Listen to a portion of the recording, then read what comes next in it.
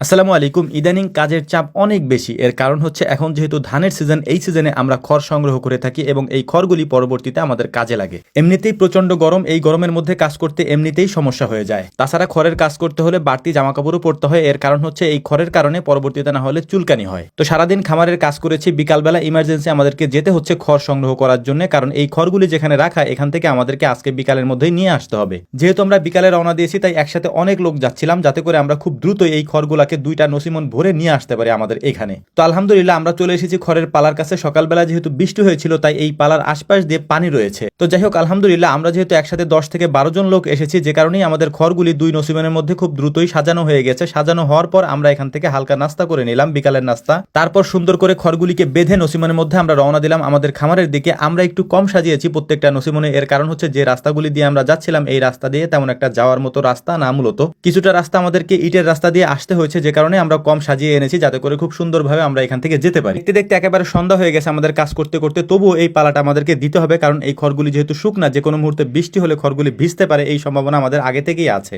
আলহামদুলিল্লাহ লোকজন বেশি থাকার কারণে খুব দ্রুতই এই পালাটা আমাদের দেওয়া হয়ে গিয়েছে। এখন এই পালাটাকে সুন্দর করে সাইজ করে রেখে আমরা এখান থেকে চলে যাব। পরদিন এসে যে খড়গুলি আছে নিচে রাখা, এই খড়গুলিকেও আমরা রোদ্রে দিয়ে দিব। পরদিন পুরো জায়গাটায় আমরা সুন্দর করে খড়গুলিকে বিছিয়ে দিয়েছি যাতে শুকিয়ে যায় খুব দ্রুত, কারণ প্রচন্ড রোদ্রের মধ্যে এই কাজগুলি আমাদেরকে করতে হবে। আর এই কাজগুলি আমাদেরকে দ্রুতই করতে হবে, কারণ যে কোনো মুহূর্তে বৃষ্টি হতেই পারে। যেহেতু সারাদিনে আমাদেরকে এখানে থাকতে হবে, তাই ওরা বললো যে ভাই কতগুলো আম নিয়ে আসি, তারপর এই আমগুলিকে আমরা এখানে খাই, তারপরে এখানে বাকি কাজগুলি আমরা করবো ইনশাআল্লাহ। তো ওরাই সুন্দর করে কেটে কুটে আমগুলিকে মাখাচ্ছিল, দেখতে খুব সুন্দরই লাগতেছিল। এটার কারণ হচ্ছে যে এখন আমগুলি একটু পেকে গিয়েছে এবং কাঁচা এবং পাকার কালারটা দেখতে খুব সুন্দর লাগতেছিল। তো যাই হোক আলহামদুলিল্লাহ আম মাখানো শেষ, আম খাওয়াও প্রায় শেষের দিকে। এখন এই কাজগুলি আমরা শেষ করে তারপর আমাদের বাকি কাজগুলি হচ্ছে আমরা এই যে খড়গুলি এখানে বিছিয়ে রেখেছি, এই খড়গুলিকে আবারও উল্টিয়ে দিতে হবে, অর্থাৎ শুকানোর জন্য ওদের যে উল্টা পাশ আছে এটাকে আমাদেরকে ঘুরিয়ে দিতে হবে। তারপর পরীক্ষা করতে হবে যে এটা শুকাইছে কিনা। যদি শুকিয়ে যায় সেক্ষেত্রেই আমরা পালা দিব, আর না হয় আরো একদিন পর্যন্ত এখানে রেখে দিতে হবে এবং পরদিন আবারও আমাদেরকে এগুলি নেড়ে দিতে হবে। কিন্তু সমস্যা হচ্ছে এই অবস্থায় যদি বৃষ্টি হয় তাহলে এই খড়গুলিকে গুছিয়ে তারপর এটাকে পালা দেওয়া আমাদের জন্য অনেক বেশি কষ্ট হয়ে যাবে এবং পরবর্তীতে এগুলিকে